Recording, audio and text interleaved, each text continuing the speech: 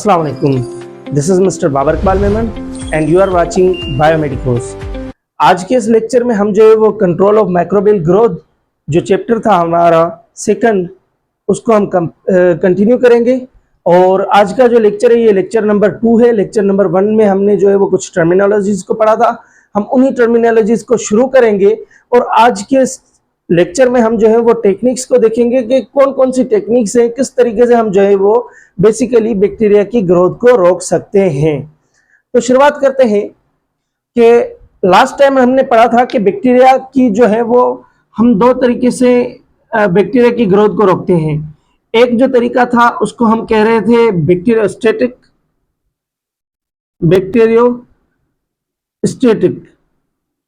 Okay. और दूसरा जो तरीका था हम उसको कहते थे बैक्टीरियोसाइडल।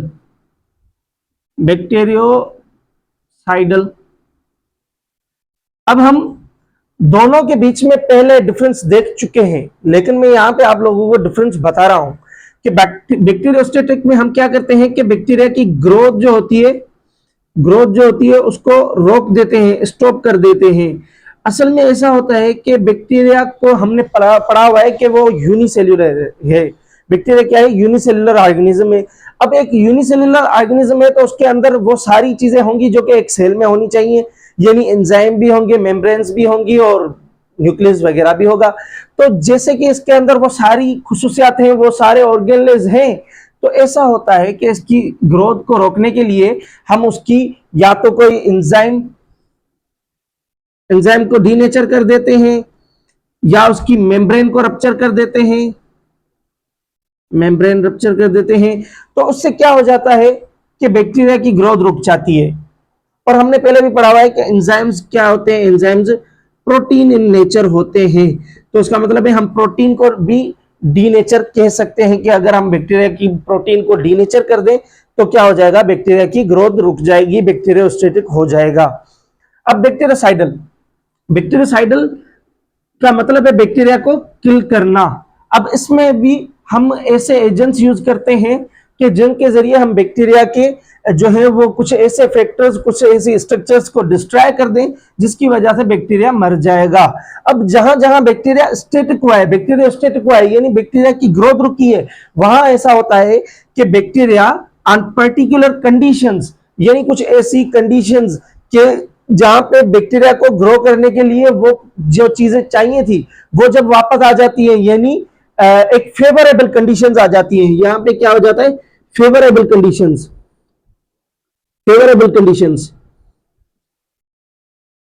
यानी वो चीजें जो बैक्टीरिया को ग्रोथ करने के लिए चाहिए वो जब इसको वापस मिल जाती है तो इससे बैक्टीरिया वापस रिवाइव कर सकता है, वापस अपनी ओरिजिनल हालत में आ सकता है। लेकिन बैक्टीरियोसाइडल में ऐसा नहीं होगा, बैक्टीरिया मर ही जाएगा पूरा। तो चलिए कंटिन्यू करते हैं कि आज जो है हम कौन से मेथड्स देखेंगे। आज जो है वो हम पहले जो देखेंगे वो होंगे फिजिकल मेथड्स। ये मैंने इसलिए मिटा दिया, मैंने पिछले लेक्चर में आप लोगों को पहले ही पढ़ाया था। तो शुरुआत करते हैं। सबसे पहले जो है हम क्या देखेंगे? Physical methods. नंबर 1 जो है वो है फिजिकल मेथड्स। आज हम इसको डिटेल में देखेंगे और नेक्स्ट जो लेक्चर होगा, लेक्चर नंबर 3, उसमें हम केमिकल मेथड्स को देखेंगे। तो फिजिकल मेथड्स में सबसे पहला जो हमारे पास टर्म आ जाता है वो आ जाता है हीट।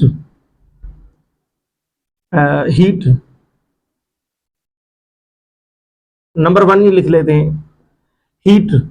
अब हमें पहले क्या देखना है कि हम हीट को यूज करके किस तरीके से बैक्टीरिया की ग्रोथ को रोकते हैं, किस तरीके से हम मुख्तलिफ चीजों को स्टरलाइज करते हैं, साफ करते हैं, बैक्टीरिया की कंटेमिनेशन को रोकते हैं।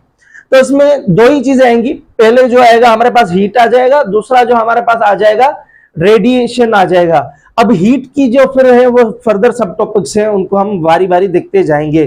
तो हीट में बेसिकली हम चीजों को क्या करते हैं? सिंपली बर्न करते हैं और इन्फ्लेम करते हैं, यानी इनको हम डायरेक्ट हीट देते हैं, गर्माइश देते हैं।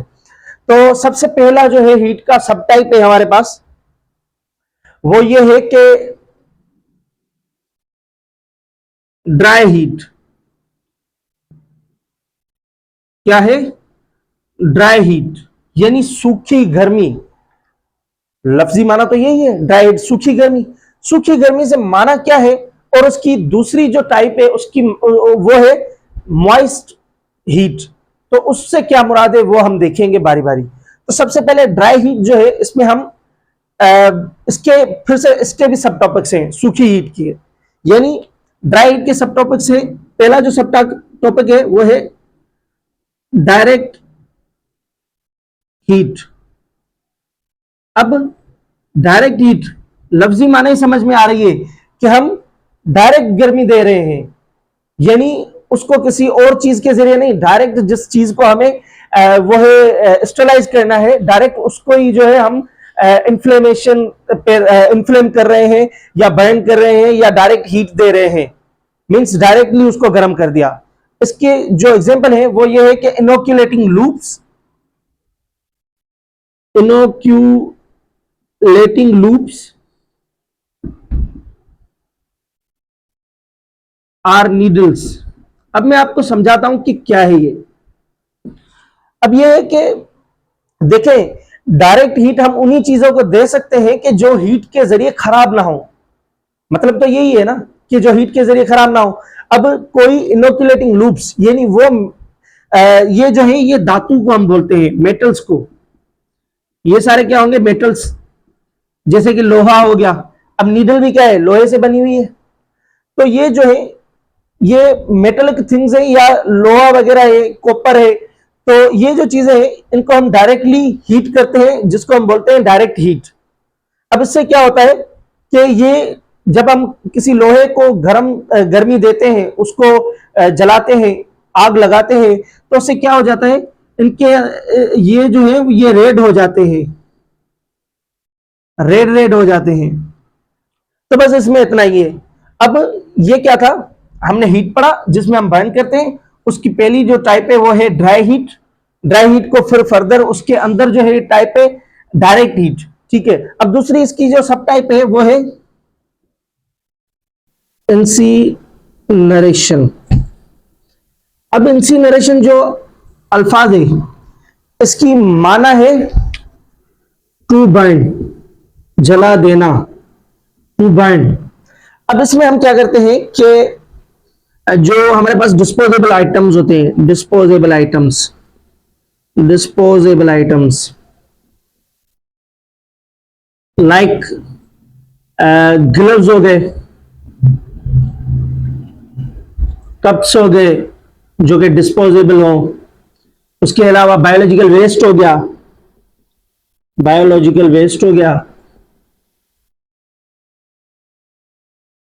उन चीजों को जो है वो हीट देते हैं और डिस्पोज करते हैं। अब इसका मिसाल में अगर आपको दूं कि फॉर एग्जांपल बायोलॉजिकल वेस्ट या वो वेस्ट जो हम हॉस्पिटल्स में जमा करते हैं, जैसे कि आपने अगर कोई सिरिंज फेंका तो डिस्पोज किया उसको, ठीक है। अभी उसमें क्या होगा? बैक्टीरिया वगैरह तो है, लेकिन अब उसको हम कहां फेंकें? बाहर फेंक तो नहीं सकते। फिर उनको हम क्या करते हैं? हीट करते हैं। उस प्रोसेस को हम कहते हैं इंसिनरेशन। अब इसकी जो थर्ड टाइप है वो हमारे पास है फिल्ट्रेशन।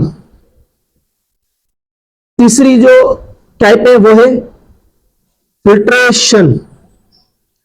फिल्ट्रेशन लफ्जी माना इसकी हमें समझ आ रही है कि किसी चीज को फिल्टर करना। फिल्टर क्या करते हैं हम? कैसे करते हैं कि कोई ऐसी हमारे पास जाली वगैरह हो जिसमें ओपनिंग्स हो, पोर्स हो, तो उस मटेरियल में से जो है हम किसी चीज को गुजार दें, तो उसको हम कहते हैं फिल्ट्रेशन। यानी इसमें हम जो है वो चीजें यूज करेंगे जो कि हीट सेंसिटिव हो। क्या हो? हीट सेंसिटिव हो, जिनको हम हीट बिल्कुल भी ना दे सके। हीट अगर हम देंगे तो फिर वो तो उनकी ओरिजिनल आइडेंटिटी चली जाएगी, वो खत्म हो जाएंगी, बर्न आउट हो जाएंगी। हमें बर्न आउट नहीं करना, इसी वजह से हम उनको क्या कहेंगे? हीट सेंसिटिव मटेरियल को जो है वो फिल्ट्रेशन करेंगे। जैसे कि इसका एग्जांपल ले लें। इसके एग्जांपल में हमारे पास एंजाइम्स हो गए, ठीक है। इसके एग्जांपल्स में हमारे पास एंजाइम्स हो गए, और उसके अलावा हमारे पास और भी एग्जांपल हैं, जैसे कि एंटीबायोटिक्स हो गई, एंटीबायोटिक्स हो गई, एटसेट्रा। तो मैं फटाफट इन तीनों को रिपीट कर देता हूं, ताकि आप जो है वो बाद में इसका स्क्रीनशॉट भी ले सकें, लेकिन इसके नोट्स मैं आपको ग्रुप में प्रोवाइड भी कर दूंगा। पहला जो है हमारे पास फिजिकल मेथड है, उसको आज हम डिटेल में पढ़ेंगे कि हम फिजिकल मेथड्स को यूज करके बैक्टीरिया की ग्रोथ को कैसे रोक सकते हैं। तो उसमें फर्स्ट जो टाइप है उसमें हीट है, हीट की फिर सब टाइप है ड्राई हीट, आगे जो हम पढ़ेंगे वो मॉइस्ट हीट होगी, सेकंड टाइप होगी। तो फर्स्ट जो हमारे पास टाइप है वो है ड्राई हीट।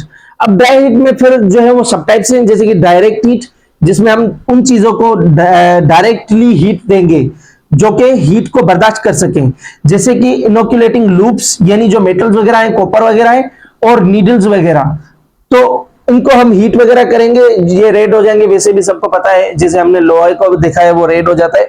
और सेकंड जो हीट की ड्राई हीट की टाइप है वो है इंसिनरेशन। इंसिनरेशन मतलब कि टू बर्न आउट, तो इसमें हम disposable items like gloves, cups, biological waste को जो है वो हम हीट देके डिस्पोज करेंगे, सैनिटाइज करेंगे। तो थर्ड जो टाइप है वो है फिल्ट्रेशन, जिसमें हम हीट सेंसिटिव मटेरियल जो है उसको जो है वो फिल्टर से गुजारेंगे और फिल्ट्रेट करेंगे, जैसे कि एंजाइम्स, एंटीबायोटिक्स, ईटीसी। ठीक है, तो उसका स्क्रीनशॉट ले लें ताकि हम सेकंड टाइप पे चलें, जिसका जो नाम है वो है मॉइस्ट हीट।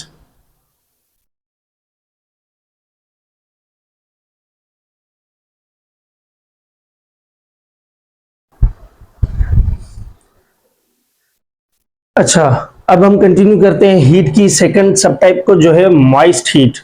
तो मॉइस्ट हीट सबसे पहले क्या है कि इसमें हम मॉइस्ट हीट क्यों बोलते हैं, पहले जो हमने पढ़ा था वो थी ड्राई हीट, अब ये moist heat. Moist heat heat इस वजह से बोलते हैं कि इसमें जो है वो हीट के साथ साथ वाटर वेपर्स होते हैं, यानी वेपर्स के अंदर जो हीट होती है, वेपर्स के जरिए जो हम हीट देते हैं उसको हम कहते हैं moist heat.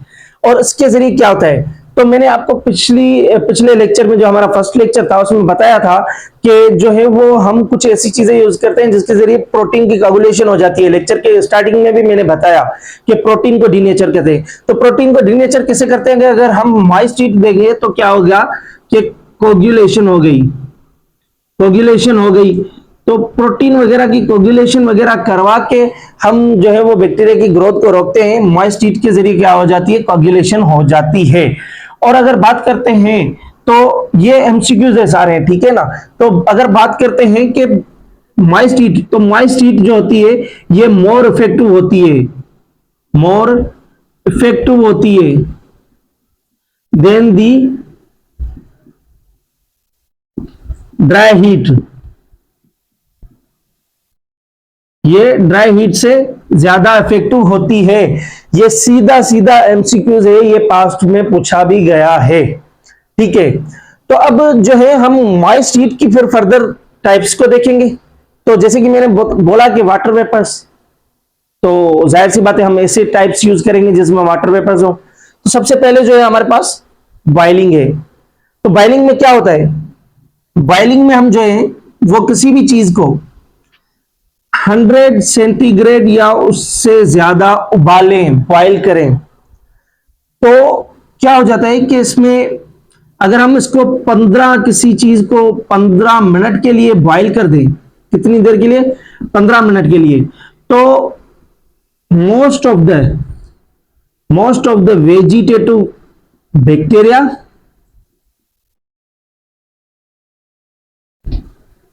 Fungi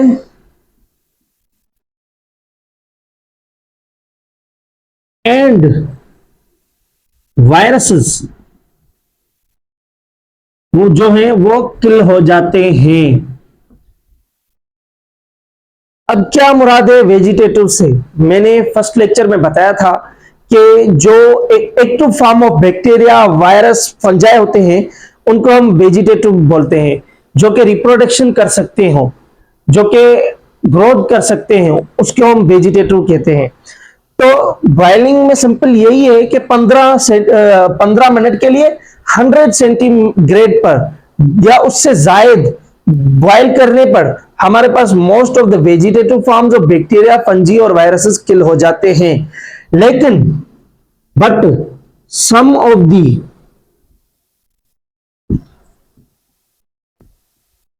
endospores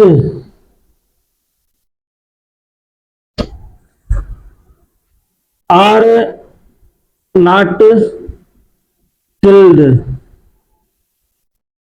Some of the endospores are not killed, and some viruses also. अब इससे क्या मुराद है? इससे मुराद यह है कि कुछ एंडोस्पोर्स और वायरसेस नहीं मर पाते बॉइलिंग से। अब एंडोस्पोर क्या है? पिछले लेक्चर यानी फर्स्ट लेक्चर में मैंने आपको बताया भी था, वो लेक्चर लाजमी देखिएगा क्योंकि उसमें बेसिक टर्मिनोलॉजीज हैं। अगर आप वो नहीं देखेंगे तो आपको ये समझ में नहीं आएगा। लेकिन मैं आपको बताता हूं कि एंडोस्पोर्स मतलब ये है कि ये जो वेजिटेटिव फॉर्म ऑफ बैक्टीरिया है, ठीक है, ये कन्वर्ट हो जाता है एंडोस्पोर्स में समटाइम्स। एंडोस्पोर्स में मतलब कि ये एक्टिव फॉर्म था, अब ये वो फॉर्म होगा जो ग्रोथ वगैरह नहीं करेगा लेकिन मरा भी नहीं होगा, यानी डोरमेंट होगा, अपनी सुकूनदा हालत में होगा, लेकिन ये मरा नहीं होगा। ये अपने ऊपर एक कवरिंग चढ़ा लेगा, कोटिंग चढ़ा लेगा, ना रिप्रोडक्शन करेगा ना ग्रोथ करेगा, एक जगह पे पड़ा रहेगा। इसको हम बोलते हैं एंडोस्पोर। तो मतलब कि कुछ एंडोस्पोर और कुछ वायरसेस बॉइलिंग में रह जाते हैं। अब जो इसकी दूसरी सब टाइप है वो है कि hot air sterilization.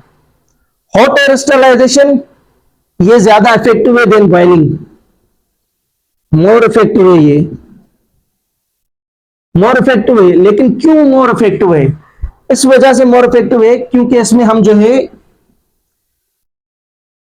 More heat is used than boiling, यानी बॉइलिंग से हम इसमें ज्यादा हीट देते हैं। यानी बॉइलिंग में अगर 100 दे रहे थे तो इसमें हम 100 से ज्यादा हीट देंगे, तो इसी वजह से ये मोर इफेक्टिव है। हमें पता है कि बैक्टीरिया ऑन कुछ पॉइंट्स सरवाइव करते हैं, जैसे कि हमने जो है वो होम्योस्टेसिस चैप्टर में वो पढ़ा था फर्स्ट ईयर में कि जो होम्योस्टेसिस ने एंजाइम में हमने पढ़ा था हीट फैक्टर। हीट फैक्टर में क्या था कि एक जो फैक्टर था मैक्सिमम था, एक मिनिमम था, एक ऑप्टिमम था। अब क्या हो रहा था वहां पे कि जो मैक्सिमम हीट थी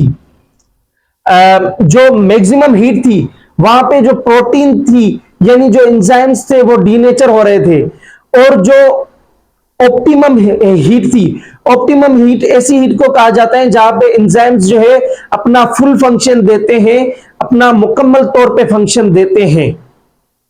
और मिनिमम हीट मतलब कि इतनी हीट जिसपे कोई एंजाइम वर्क कर सके, यानी मैक्सिमम वर्क ना दे, थोड़ा सा जो वर्क जो है वो कर सके, उसको हम बोलते हैं मिनिमम हीट। तो एक थी मैक्सिमम जिसमें बिल्कुल डीनेचर हो रहे थे, एक ऑप्टिमम जिसमें फुल वर्क कर रहे थे, एक मिनिमम जिसकी जो इतनी हीट हो के वो वर्क कर सके। तो ये हो रहा था। अब यहां पे क्या है कि हॉट एयर स्टरलाइजेशन में जैसे जैसे हीट बढ़ेगी तो प्रोटीन्स वगैरह डीनेचर तो होंगी, तो जाहिर सी बात है बैक्टीरिया के अंदर एंजाइम्स वगैरह मौजूद है, तो वो क्या है, वो प्रोटीन है, वो डीनेचर हो जाएंगी, तो उसकी वजह से जो है वो बैक्टीरिया मर जाएगा या तो बैक्टीरिया स्टेटिक कंडीशन में चला जाएगा। ठीक है, तो हॉट एयर स्टरलाइजेशन का एक अगर मैं आपको एग्जांपल दे दूं तो इसमें हम एक मशीन यूज करते हैं जिसको हम बोलते हैं ऑटोक्लेव। क्या बोलते हैं इसको हम? ऑटोक्लेव। ऑटोक्लेव में बेसिकली एक चेंबर होता है। क्या होता है? एक चेंबर होता है जिसमें हम प्रेशर देते हैं, ऊपर से प्रेशर जो कि हम देते हैं 15 psi, ये प्रेशर का यूनिट है psi, 15 psi। और उसके साथ साथ टेम्परेचर की बात करें तो टेम्परेचर हम देते हैं 121 सेंटीग्रेड। तो इसी वजह से जो है वो बैक्टीरिया की ग्रोथ रुक जाती है या वो मर जाता है। अब इसके बाद जो है हमें कुछ और टर्म्स देखने, सब टाइप्स देखनी है मॉइस्ट हीट की, लेकिन बोर्ड पे जगह नहीं है, तो आप स्क्रीनशॉट ले लें या लिख लें। मैं इसको मिटा रहा हूं, फिर हम यहां से जो है बाकी की सब टाइप्स देखेंगे।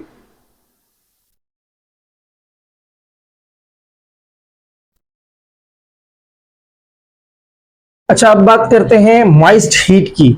तो मॉइस्ट हीट में जो है हमारे जो है वो सब टॉपिक्स चल रहे थे। मैंने आपको कहा पहले, इसके पहले हम जो है वो एक बॉइलिंग पढ़ चुके हैं और एक जो है वो हम दूसरा पढ़ चुके हैं जिसको हम जो है वो एयर स्टरलाइजेशन कह रहे थे। ठीक है, तो अब ये जो है हमारे पास पास्चुराइजेशन है, ये भी इसका सब टॉपिक है। उसके बाद हमारे पास रेफ्रिजरेशन और उसके अलावा हमारे पास फ्रीजिंग है। तो जो हमारे पास पास्चुराइजेशन है इसको हम पहले भी कहीं पे पढ़ चुके हैं, जैसा मुझे याद आ रहा है। हमने साइंटिस्ट पढ़े थे फर्स्ट चैप्टर में, तो वहां पे हमने जो है वो लुईस पास्चर पढ़ा था। तो वो जो साइंटिस्ट है उन्हीं के नाम, उन्होंने जो ये प्रोसीजर दिया था उसी के नाम पे ये प्रोसीजर बेस्ड है पास्चुराइजेशन। तो हमने वहां पे पढ़ा था कि जूसेस, वाइन्स, मिल्क और बहुत सारी खाने की जो अशिया हैं, चीजें हैं, उनको जो है वो प्रिवेंट करने के लिए, बैक्टीरिया की कंटामिनेशन से प्रिवेंट करने के लिए हम पास्चुराइजेशन का मेथड यूज करते हैं। अब आपके पास्ट में इनसे बहुत एमसीक्यूज आए हुए हैं। किस टाइप के? इनकी सब टाइप से। इनकी ये जो सब टाइप्स है इनसे एमसीक्यू सीधा सीधा एग्जामिनर उठाता है, एग्जामिनर की फेवरेट है, क्योंकि ये जो है ये एक ही लाइन में एमसीक्यूज बन जाता है और बहुत ही डिफिकल्ट एमसीक्यूज बनता है। फॉर एग्जाम्पल, अब क्लासिकल मेथड, क्लासिकल मेथड क्या है कि क्लासिकल मेथड एक ऐसा मेथड है जिसमें हम हीट करते हैं, लेकिन कितनी हीट करते हैं? 62 सेंटीग्रेड हीट देते हैं। कितने मिनट्स के लिए? For the 30 minutes. अब ये जो एग्जांपल हम दे रहे हैं इन सब में हम एग्जांपल मिल्क का लेंगे, हम सब में मिल्क को जो है वो पास्चुराइज करेंगे, ये बात जहन में रखिएगा। 62 सेंटीग्रेड पे हमने 30 मिनट्स के लिए मिल्क को जो है वो पास्चुराइज किया है। अब पास्चुराइजेशन का मतलब मैंने ऊपर बताया कि जूसेस, वाइन्स को, मिल्क को प्रिवेंट करेंगे बैक्टीरिया की कंटामिनेशन से। उससे होगा क्या? उससे होगा ये कि इन चीजों को, खाने की अशिया को हम महीनों तक जो है वो प्रिजर्व करके रख सकते हैं आफ्टर दैट। तो यहां पे हम जो है वो सबसे पहले क्लासिकल मेथड देखा जिसमें हमने 62 सेंटीग्रेड पे 30 मिनट्स के लिए इसको जो है वो हीट किया। अब दूसरा, हाई हीट शॉर्ट टाइम। नाम से जाहिर है हीट को बढ़ाएंगे, टाइम को कम करेंगे। तो 10 सेंटीग्रेड बढ़ाएंगे, 72 सेंटीग्रेड पे हम टाइम इतना कम कर देंगे, 15 सेकंड, सिर्फ और सिर्फ 15 सेकंड के लिए मिल्क को जो है वो पास्चुराइज करेंगे। किसमें? High temperature and short time में। अल्ट्रा हीट, नाम से ही जाहिर है हाई हीट से भी ज्यादा, यानी 140 सेंटीग्रेड पर 3 सेकंड्स के लिए पास्चुराइज करेंगे मिल्क को। ठीक है, अब इससे फायदा क्या होगा? एडवांटेज ये होगा कि इसका एडवांटेज ये है, एडवांटेज कि हम मिल्क को नहीं, किसी भी चीज, कोई भी चीज हो, मिल्क को भी हम बॉयल वगैरह करते हैं, पास्चराइज करते हैं, हीट देते हैं स्टोर करने के लिए। इससे क्या होता है? एडवांटेज ये है कि हम फूड को जो है या इन चीजों को जो है वो प्रिजर्व कर सकते हैं, रख सकते हैं, बैक्टीरिया से बचा के इसको रख सकते हैं, फॉर दी मंथ्स प्रिजर्व कर सकते हैं, महीनों तक। ठीक है, ये हो गया हमारा पास्चुराइजेशन। अब जो है वो रेफ्रिजरेशन।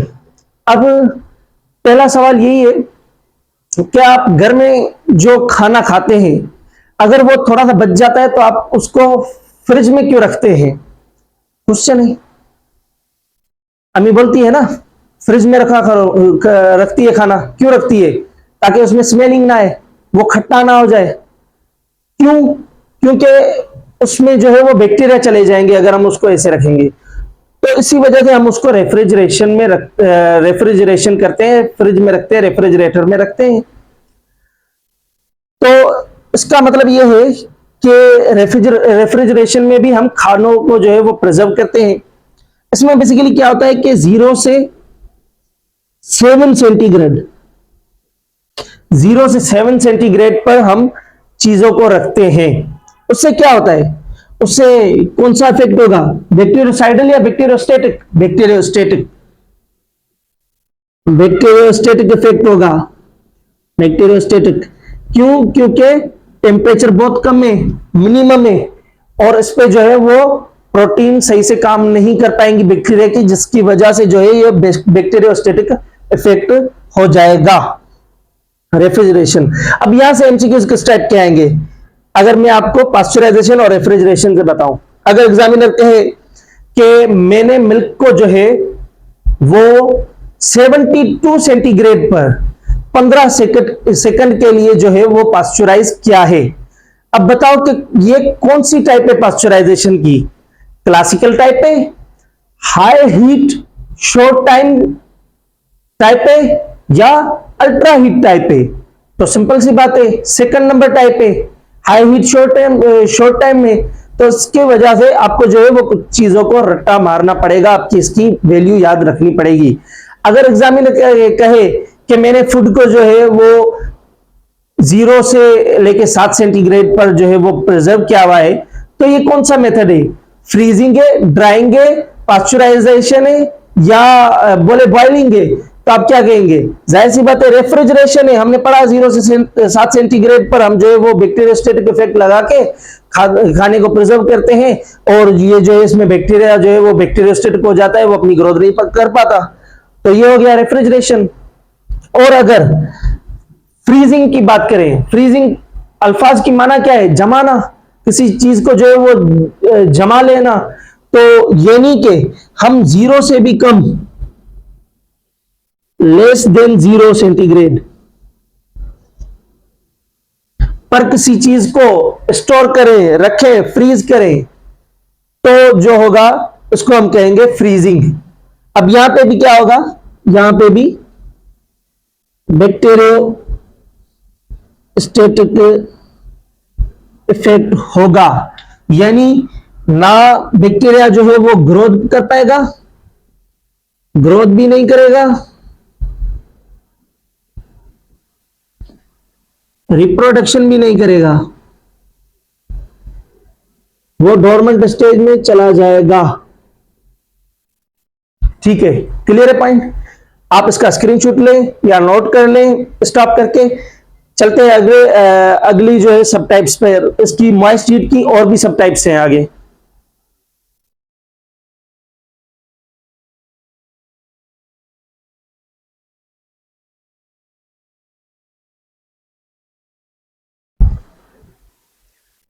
अब आगे की सब टाइप्स है मॉइस्ट हीट की, जिसमें सबसे पहली जो है वो लाइफोलाइजेशन है। अब लाइफोलाइजेशन जो है ये एक ग्रीक वर्ड से लिया गया है, ये एक ग्रीक वर्ड से लिया गया है, जिसकी माना है made solvent loving, made solvent loving. अब ये जो है ये सीधा सीधा पास्ट में आया हुआ एमसीक्यूज है कि मेड सॉल्वेंट लविंग कौन से प्रोसेस को कहा जाता है, लाइफोलाइजेशन को। या पूछे लाइफोलाइजेशन जो है वो किस ग्रीक वर्ड से निकला गया है, उसकी माना क्या है, तो उसकी माना है मेड सॉल्वेंट लविंग। सीधी सीधी ये पॉइंट पास्ट में एमसीक्यूज में आई हुई है, आप देख सकते हैं। अब अगर हम लाइफोलाइजेशन की बात करें, ये प्रोसेस क्या है, तो इस प्रोसेस को हम बोलते हैं फ्रीजिंग ड्राइंग, फ्रीजिंग ड्राइंग। अब यह भी पास्ट में आया गया है कि किस प्रोसेस को हम फ्रीजिंग एंड ड्राइंग प्रोसेस कहते हैं, तो लाइफोलाइजेशन को हम फ्रीजिंग ड्राइंग प्रोसेस कहते हैं। ये दो सीधे सीधे एमसीक्यूज हैं जो मैंने आपको नोट करवा दिए। और अब ये काम कैसे होता है, इसको हम वैक्यूम में करते हैं। कौन से इंस्ट्रूमेंट में करते हैं, वैक्यूम में करते हैं। क्या करते हैं, पहले फ्रीज करते हैं, उसके बाद ड्राई करते हैं।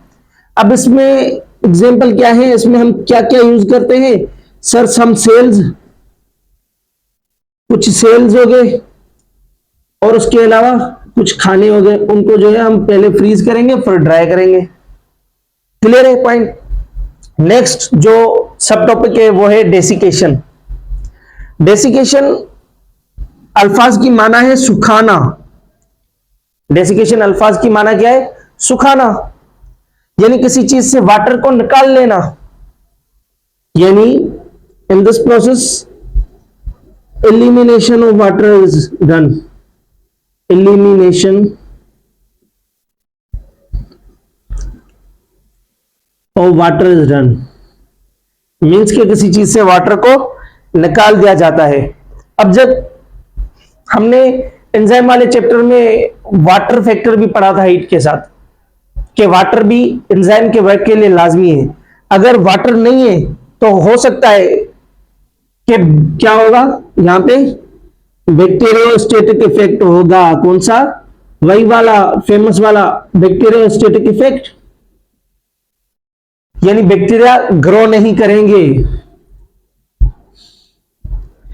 ग्रो नहीं करेंगे, रिप्रोडक्शन नहीं करेंगे। लेकिन हां, वही वाली चीज के बैक्टीरिया डोर्मेंट कंडीशन में है, अगर कंडीशन फेवरेबल हो गई, वाटर वापसी आ गया, तो बैक्टीरिया जो है वो फिर से ग्रो करना शुरू हो जाएंगे, फिर से वेजिटेटिव फॉर्म में चले जाएंगे। क्लियर है? अब हमें जो पढ़ना है वो है ऑस्मोटिक प्रेशर। तो मैं ये चाहता हूं कि ऑस्मोटिक प्रेशर पढ़ाने से पहले आपको ऑस्मोसिस टर्म क्लियर हो। तो इसकी वजह से मेरे पास बोर्ड में इतनी जगह नहीं है, मैं ये दो टर्म्स मिटा रहा हूं। आप अगर इसका स्क्रीनशॉट लेना चाहें या लिखना चाहें तो स्टॉप करके लिख लीजिए, ताकि मैं ये दोनों मिटा के यहाँ पे ऑस्मोसिस समझाऊं, फिर जो है हम ऑस्मोटिक प्रेशर समझें। चलिए मैं मिटा देता हूं अभी।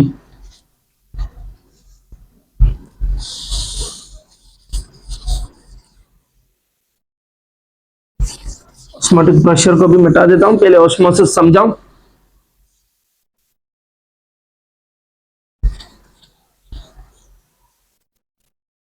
अब ऑस्मोसिस क्या है, गौर से देखिएगा। हमने फर्स्ट ईयर में जो है वो होम्योस्टेसिस वाले चैप्टर में इसको पढ़ा है, ठीक है। ऑस्मोसिस क्या है? ऑस्मोसिस लफ्ज की माना है, माना तो नहीं पता है, लेकिन डेफिनेशन ये है कि जो पानी है, वाटर है, उसका अपनी हायर लेवल से कहां जाना? वहां पे जहां पे लोअर लेवल हो, यानी पानी का अपनी हायर लेवल से लोअर लेवल पर जाना। यानी पानी जहां पे ज्यादा है वहां से पानी जहां पे कम है वहां पे जाना। पानी का जहां पे पानी ज्यादा है वहां से कहां जाना? जहां पे पानी कम है, उसको हम कहते हैं ऑस्मोसिस। अब इसमें फिर फर्दर 3 कंडीशन आ जाती हैं। एक जो है वो है हाइपरटोनिक, एक जो है क्या है? हाइपरटोनिक। दूसरी कंडीशन जो है उसको हम कहते हैं हाइपोटोनिक। तीसरी कंडीशन जो है हमारे पास उसको हम कहते हैं आइसोटोनिक। अब असल में होता क्या है कि हमारे पास सारा का सारा जो खेल है वो है सॉल्वेंट और सॉल्यूट का। ये जो चीज समझ में आ गई किसी को तो उसके लिए ये कुछ भी नहीं, ये सारी चीजें क्लियर है। बेसिकली हमारे पास एक सॉल्वेंट होता है, सॉल्वेंट को हम सिंधी में बोलते हैं कि गारिंदड़। सिंधी में हम क्या बोलते हैं इसको? गारिंदड़।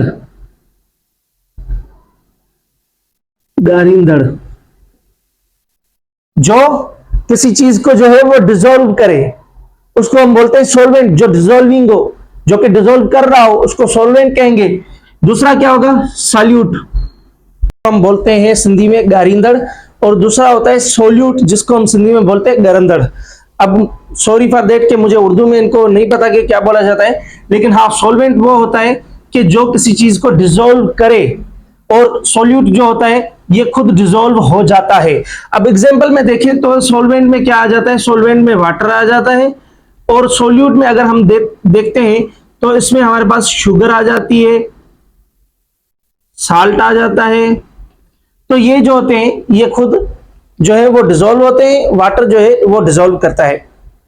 अब जहां पे ये सोल्यूट ज्यादा होते हैं, यानी घर अंदर जी क्या होता है, ये जो है शुगर हो गई, साल्ट हो गई, ये जहां पे ज्यादा होते हैं, सोल्यूट जहां पे ज्यादा होते हैं, तो वाटर क्या करता है कि अपनी पोजीशन जहां पे वो खुद ज्यादा होता है वहां से इनकी ओर मूव करता है और इनको बैलेंस करता है।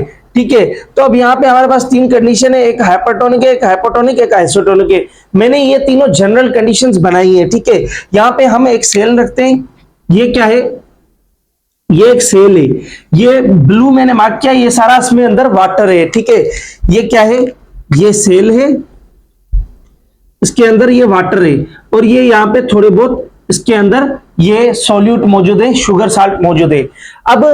अब ये तो है सेल का इनर एनवायरनमेंट। अब इसको हमें आउटर एनवायरनमेंट से मैच करना है। आउटर एनवायरनमेंट में ये थोड़ा थोड़ा बहुत पानी पड़ा है, ये मैंने ब्लू से हाईलाइट किया है, ये यहाँ पे बाकी सारा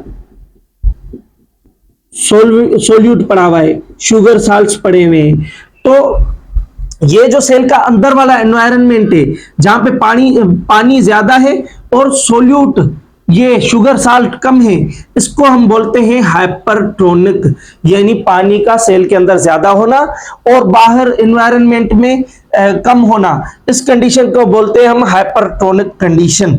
यहाँ पे क्या करेगा, पानी सेल से बाहर आएगा और इनको बैलेंस करेगा।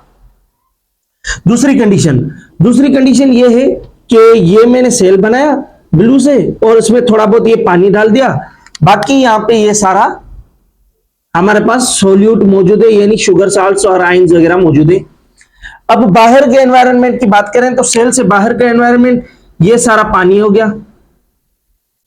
अब पानी अंदर ज्यादा है बाहर ज्यादा है, अब पानी अंदर ज्यादा है या बाहर ज्यादा है, एब्सोल्युटली बाहर पानी ज्यादा है, तो अंदर सॉल्यूट ज्यादा है, तो पानी क्या करेगा, पानी बाहर से अंदर मूव करेगा, पानी बाहर से अंदर मूव करेगा। और इस वक्त अंदर सेल की हालत क्या थी, हाइपोटोनिक, यानी वाटर कम था। अब तीसरी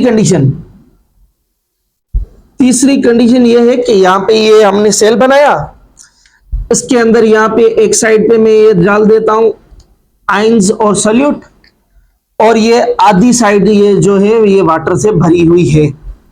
अब इसके बाहर के एनवायरनमेंट में भी ये हमारे पास क्या हो गया, वाटर आ गया, और उतना ही जो है वो सोल्यूट यानी शुगर साल्ट्स मौजूद है, यानी अंदर भी सोल्यूट्स और सॉल्वेंट सेम है, बाहर भी सोल्यूट और सॉल्वेंट जो है इक्विलिब्रियम में है, यानी एक जितने ही है, जितना पानी है उतना ही सोल्यूट है, शुगर है, साल्ट है, यानी इक्विलिब्रियम में है। इस कंडीशन को हम कहेंगे आइसोटोनिक कंडीशन।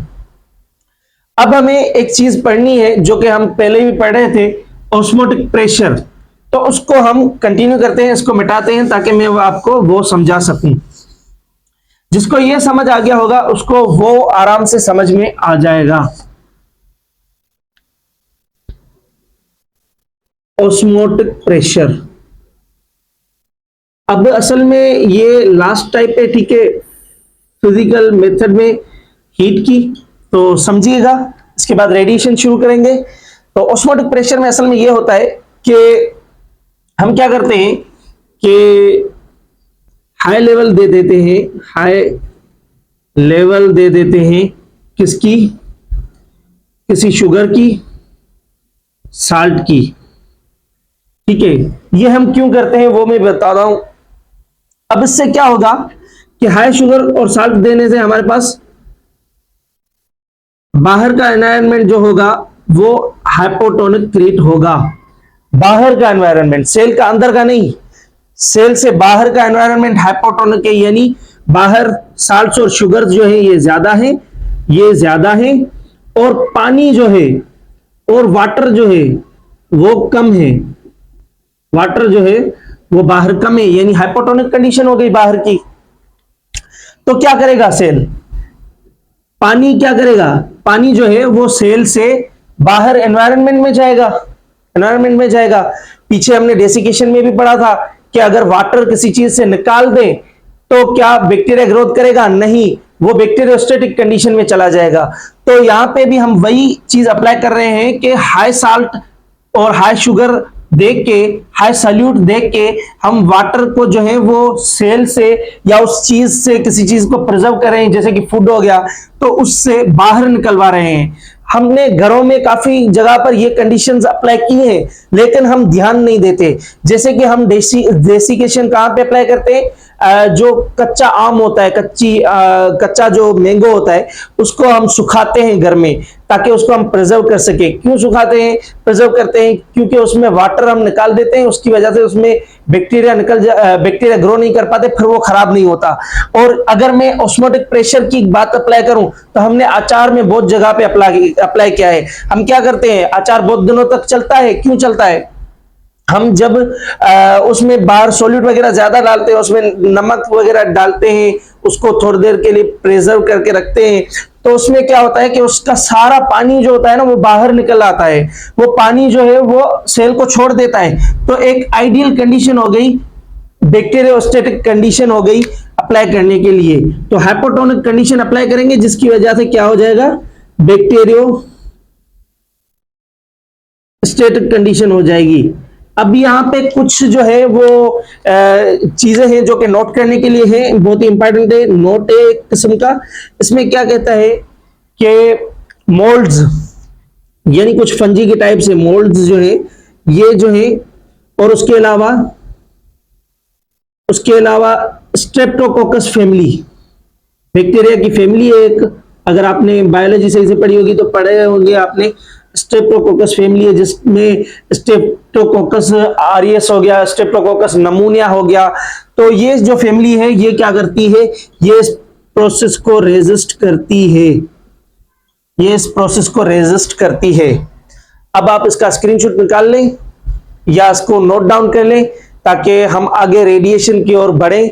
और ये हमारा जो है वो हीट का लास्ट था, तो ये एंड हो गया, ठीक है।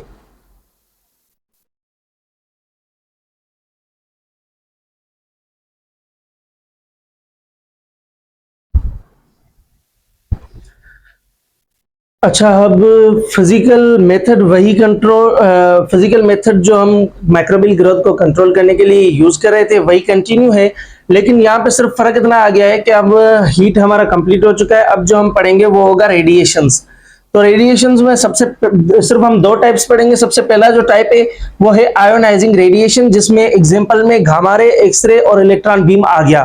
तो आपको ये एग्जांपल तीनों याद रखने हैं कि गामा रे, एक्सरे और इलेक्ट्रॉन बीम किस में आते हैं, आयोनाइजिंग रेडिएशन में आते हैं, ठीक है। अब आयोनाइजिंग रेडिएशंस को आयोनाइजिंग रेडिएशंस क्यों कहा जाता है ये मैं आपको बताता हूं। असल में ये जो हमारे पास रेडिएशन होती है, इनमें ये होता है कि इनकी वेवलेंथ जो होती है, इनकी जो वेवलेंथ होती है ये 1 नैनोमीटर से भी कम होती है, 1 नैनोमीटर से भी कम होती है। यानी क्या होती है, लेस देन 1 नैनोमीटर, यानी 1 नैनोमीटर से भी कम होती है इनकी लेंथ। इसी वजह से इनकी क्या होती है, फॉर द रीजन वेवलेंथ और फ्रीक्वेंसी जो है एक दूसरे के बिल्कुल ही अपोजिट है, तो फ्रीक्वेंसी इनकी जो होती है वो हाई हो जाती है। यानी क्या होता है, फ्रीक्वेंसी जो होती है इनकी वो हाई हो जाती है, और फ्रीक्वेंसी हाई है तो एनर्जी भी इनकी क्या है, हाई है, एनर्जी भी क्या है, हाई है। और जब ये किसी भी एटम से टकराते हैं, ये जब किसी भी एटम से टकराते हैं तो उससे क्या करते हैं, उससे डिसलॉज कर देते हैं, निकलवा देते हैं, किसको, इलेक्ट्रॉन को। और जब इलेक्ट्रॉन किसी भी एटम से निकलता है तो उसकी वजह से वो है, जब इलेक्ट्रॉन किसी भी एटम से निकल जाता है तो वो क्या बन जाता है, वो आयोनाइज्ड फॉर्म में चला जाता है, आयोनाइज्ड फॉर्म में चला जाता है, आयोनाइज्ड फॉर्म में चला जाता है। यानी उसके जो ऊपर जो है वो प्लस साइन आ जाएगी, उसको इलेक्ट्रॉन की नीड पड़ेगी, एग्जांपल सोडियम। तो इसी वजह से जो है हम इसको आयोनाइजिंग रेडिएशन कहते हैं। अब इनमें एमसीक्यूज कहां कहां से आता है कि वो वेव जो कि 1 नैनोमीटर से भी छोटी है, जो कि हम फिजिकल मेथड में यूज करते हैं, कौन सी है? आयोनाइजिंग रेडिएशन है। एग्जांपल दे दे, gamma ray, x-ray, electron beam, कौन सी रेडिएशन है? आयोनाइजिंग रेडिएशन है। तो ये इससे एग्जांपल आते हैं। अब आगे की बात ये है कि ये हमारे डीएनए को डैमेज कर सकता है। ये हमारे डीएनए को जो है वो डैमेज करता है, क्योंकि ये प्रोड्यूस करता है पेरोक्साइड्स को। किसको? पेरोक्साइड्स को। ये एक एमसीक्यूज है कि कौन से आइंस जो है पेरोक्साइड्स को प्रोड्यूस करके हमारे डीएनए को डैमेज करवाते हैं। तो इसका जवाब होगा आयोनाइजिंग रेडिएशन। लाजमी याद रखना है, क्योंकि आगे भी हम रेडिएशन पढ़ेंगे, उनमें भी तो कुछ फर्क होगा ना, वो भी तो कुछ डैमेज करेंगे। वो किस चीज से डैमेज करेंगे वो भी याद रखना पड़ेगा। तो फिलहाल आपको ये याद रखना है कि पेरोक्सीडेज जो है पेरोक्साइड्स को प्रोड्यूस करता है और हमारे डीएनए को डैमेज करता है। क्या? Ionising radiation. आगे की बात करते हैं, तो ये कहां कहां पे यूज होता है? ये यूज होता है हमारे पास, राइटिंग में मत जाइएगा क्योंकि थोड़ी लाइन टेढ़ी हो जाती है मैं जब झुकता हूं नीचे। तो ये फार्मास्यूटिकल कंपनीज में यूज होगा, फार्मास्यूटिकल कंपनीज में यूज होगा, और उसके अलावा फूड इंडस्ट्रीज में यूज होगा, फूड इंडस्ट्रीज में यूज होगा। अब यहां पे डिसएडवांटेज क्या है? डिसएडवांटेज इसका क्या है आयोनाइजिंग रेडिएशन का? मैं यहां पे लिख लेता हूं डिसएडवांटेज। सर इसका डिसएडवांटेज होगा तो सही लाजमी, क्योंकि ये हमारे डीएनए को डैमेज कर रहा है। पहली बात तो ये आ गई कि ये हमारे डीएनए को डैमेज कर रहा है, तो इसका मतलब है कि ये डीएनए को डैमेज कर रहा है। ये एक डिसएडवांटेज आ गया, डीएनए को डैमेज करेगा। दूसरी बात ये आ गई कि ये पेनिट्रेट कर सकता है ह्यूमन स्किन में, यानी हमारी चमड़ी के अंदर ये पेनिट्रेट कर सकता है। ये बहुत ही खतरनाक होता है, इसकी एनर्जी बहुत ही हाई होती है। तो इसके बाद जो है हम अल्ट्रावायलेट रेडिएशंस पढ़ेंगे। आप इसको स्क्रीनशॉट ले लीजिए या इसको जो है वो स्टॉप करके इसका नोट कर लीजिए। अब ये सेकंड और लास्ट टाइप है रेडिएशन की भी और फिजिकल मेथड की भी है। इसके बाद जो है अगले लेक्चर में हम केमिकल मेथड्स को देखेंगे। तो सिंपल सी बात है कि अल्ट्रावायलेट रेडिएशंस जो है ये बिल्कुल ही अपोजिट होंगी आयोनाइजिंग रेडिएशंस के, क्योंकि यहाँ पे क्या होता है कि इनकी वेवलेंथ क्या हो जाती है? इनकी वेवलेंथ जो हो जाती है वो लॉन्गर हो जाती है। लॉन्गर हो जाती है किससे? देन 1 नैनोमीटर से, 1 नैनोमीटर से, जिससे आयोनाइजिंग रेडिएशंस की कम थी, ये उससे ज्यादा होती है, यानी इनकी वेवलेंथ ज्यादा होती है। तो वेवलेंथ ज्यादा होने की वजह से इनकी फ्रीक्वेंसी जो होती है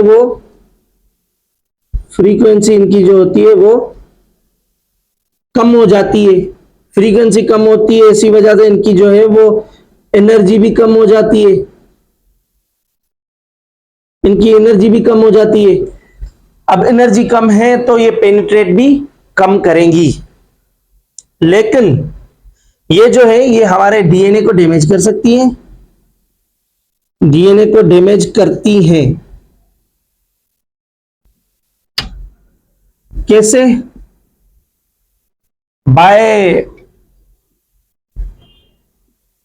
प्रोड्यूसिंग